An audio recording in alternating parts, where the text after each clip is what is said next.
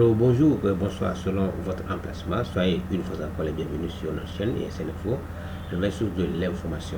On va continuer sur l'apprentissage de notre langage Python et particulièrement on va s'attarder un peu sur les listes, la quatrième ou bien la troisième classe qu'on est en train d'utiliser, les sites. Les sites, on va utiliser les deux classes qu'on vient de créer, les deux listes qu'on vient de créer. On va pouvoir voir la façon dont on peut toutefois manipuler les sites pour vérifier si vraiment ils n'acceptent pas les doublons, les mises à jour, etc. Donc sur ce, je vais juste faire ceci. On imprime la première fois. Je fais ici imprimer mon site. Là, on sait le résultat. Il va pouvoir nous imprimer, va pouvoir nous afficher le résultat de la première liste. Et je peux aussi faire mon site .add. On avait déjà vu cette méthode. On ajoute par exemple, pour comparer par exemple la validation ou bien la non validation des doublons, on va ajouter dada à la liste, à la première liste. Je vais ajouter dada à la deuxième, à la première liste. Je fais maintenant print mon site pour vérifier que il a vraiment ajouté. On va imprimer et voilà, nous avons notre liste qui est imprimée. Maintenant, on va voir la possibilité de faire quoi, de pouvoir abandonner les doublons, c'est-à-dire de ne pas accepter les doublons. On va voir ça, c'est dans la méthode union. Donc je vais mettre ici mon site 3 par exemple est égal mon site point union maintenant mon site 2 union mon site 2 et là je vais imprimer mon site 3 et vous allez voir que le résultat va être le total des deux. Et vous avez vu que mon site il n'y a pas dada deux fois. Vous voyez qu'il n'y a pas dada deux fois parce que maintenant ça c'est la liste. La première liste c'est ça qui est imprimé. La deuxième liste contient dada, donc il ne va plus faire la même chose. Donc maintenant qu'est-ce qui est possible de faire encore? Retenez bien que cette liste maintenant c'est ça, la liste 3. Et supposons que je veux utiliser une autre méthode pour les sites. Je vais utiliser une autre méthode. Par exemple, je vais mettre ici mon site point. Il y a encore quelle méthode? Différence. Je vais mettre différence entre les deux. Les différences qui existent entre les deux. Différence de mon site et mon site 2. Donc mon site 2. Les différences.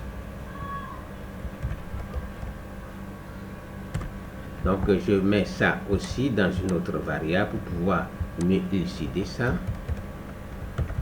Mon site 4 qui va être égal à ça et je vais imprimer ici maintenant mon site 4 et je lance le script. Et nous avons, vous voyez que voilà la différence. Il a fait quoi? La première liste, quand vous allez comparer, la première liste c'est ça, la première liste c'est ça qui est là, la première. Et maintenant la deuxième liste c'est ça, la deuxième liste qui est unie avec la première qui nous a donné la longue liste là. Et maintenant la différence est juste imprimer les éléments qui ne sont pas les mêmes entre les deux lignes, les deux listes. Donc c'est ça qu'il a fait ressortir. On a vu Lolo, Coco, et ici quand vous allez voir la deuxième liste, ici on a vu dada. Dada est déjà dans la deuxième, dans la première liste qu'il a ajouté. Il ne peut plus représenter ça. Il y a Kaka qui est dans la première, il y a Lolo, Toto et etc.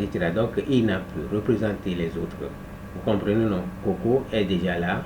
C'est ça la différence. Maintenant on va voir entre les deux listes. Si je veux par exemple faire une autre comparaison, je vais ajouter par exemple ici, et je vais ajouter Lolo.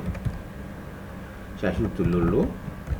Lolo, maintenant je vais voir maintenant quel est l'élément qui appartient à la fois à l'une des deux. Donc si je vais faire print, moi maintenant mon site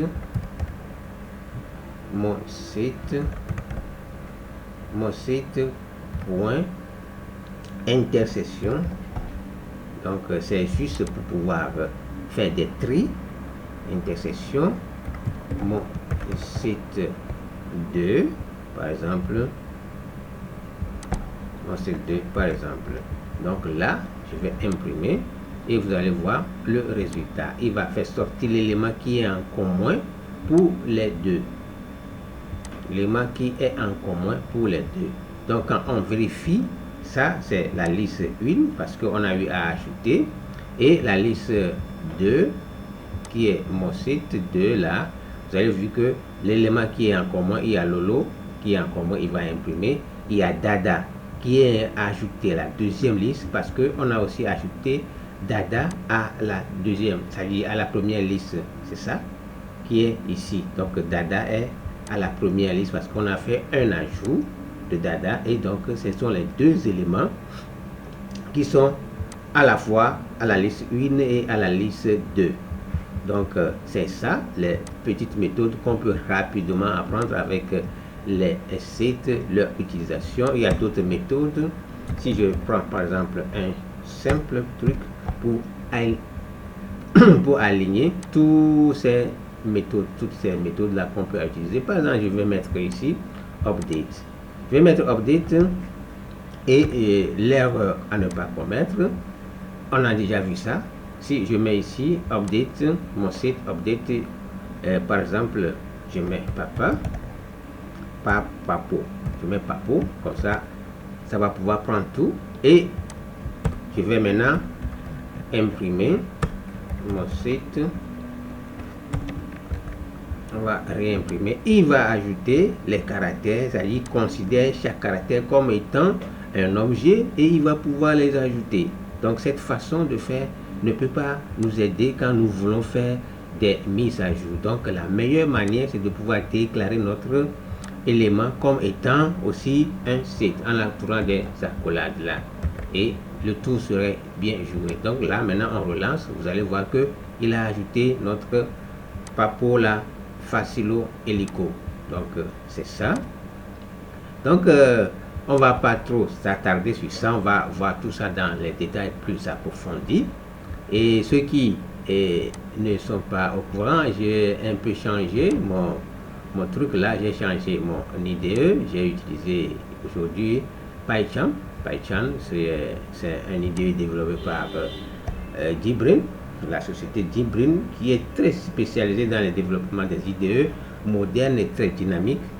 Donc pour Java, vous allez pouvoir trouver IntelliJ, vous allez pouvoir trouver PyCharm pour Python et d'autres choses qui sont aussi valables sur cette plateforme, qui vont vous permettre de pouvoir vous faciliter la vie dans le domaine du développement, quel que soit le web, le développement Android, le développement des applications, bureaux, etc. etc. Donc c'est tout ce qu'on peut voir ici avec certaines méthodes que je viens de numérer.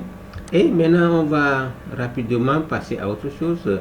Si par exemple je veux maintenant passer à la dernière classe qui est la classe des dictionnaires. Dictionnaire, on avait dit que mon dic, on va déclarer juste mon dico, je mets mon dico est égal, on allume ou bien on ouvre les accolades, et maintenant c'est une paire clé, c'est-à-dire une clé avec une valeur avec une clé. C'est comme ça que ça marche.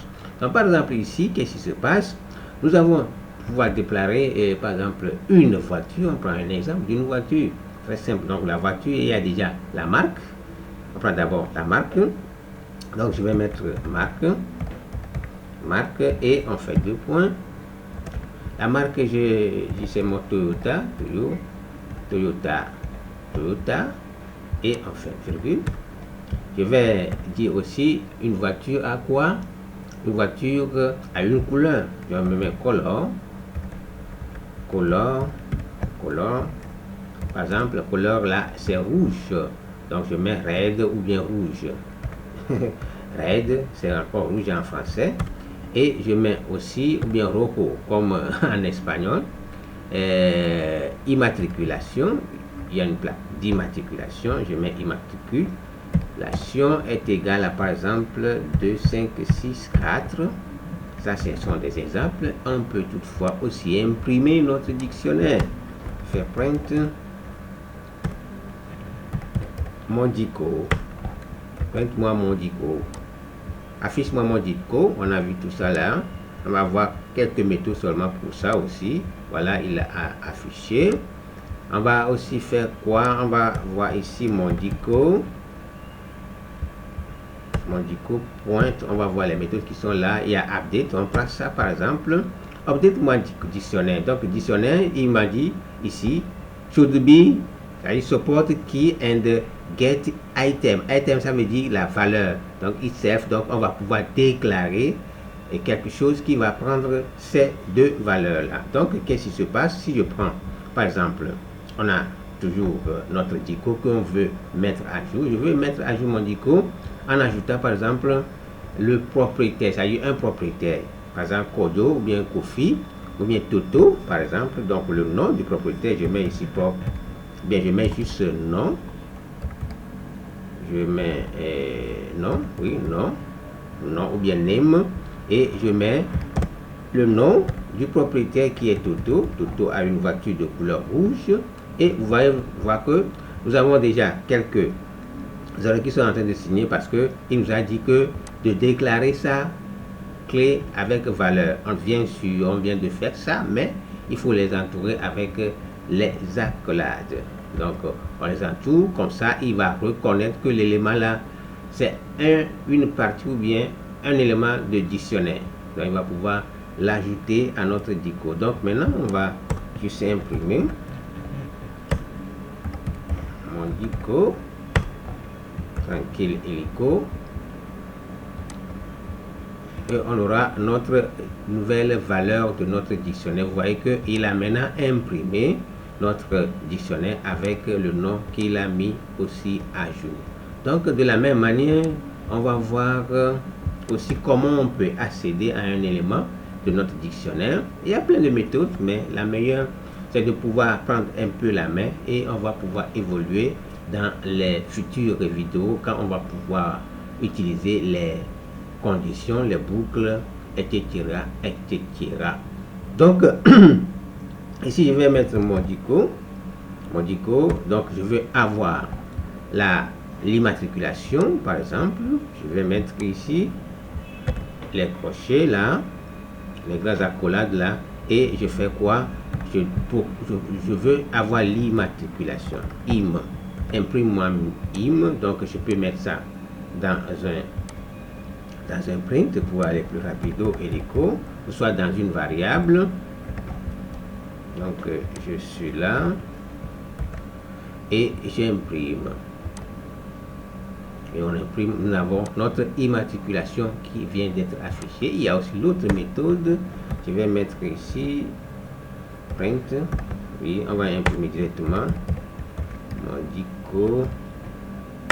mon dico point.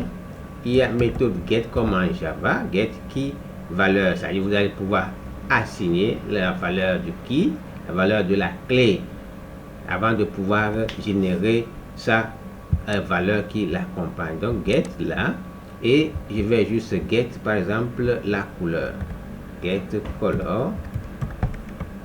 color for me, et il va m'en renvoyer la couleur rouge, red, à la fin. Donc, il y a ces petites méthodes que vous devez rapidement connaître pour pouvoir évoluer. On a mon dico, point, il y a clean, on a vu sa copie, pop, on a déjà vu tout ça là, et item, etc. Donc, item, on le met ici, par exemple, les éléments, on le met ici.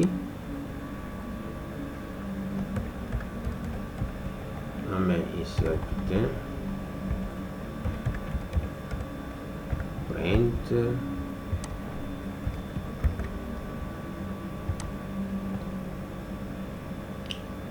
vous avez vu, donc les éléments, il les a fait comment?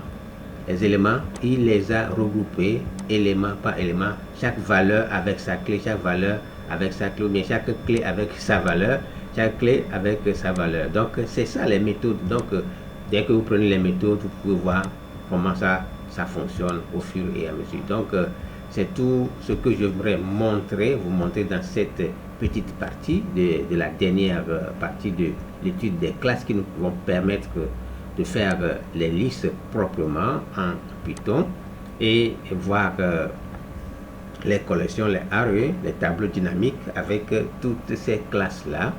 Comment, on va voir dans d'autres vidéos, comment on peut toutefois les associer dans une petite application et le tout serait joué.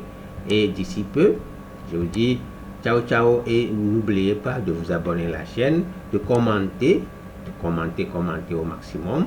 Et si vous avez des difficultés dans certains domaines du développement de l'application, bien de quelque chose, vous avez besoin de coups de main, faites-moi savoir, je suis là, on va pouvoir en parler et tout sera fait. D'accord? Donc, c'est sur ça, on va se séparer. Disons à la prochaine vidéo. Ciao, ciao.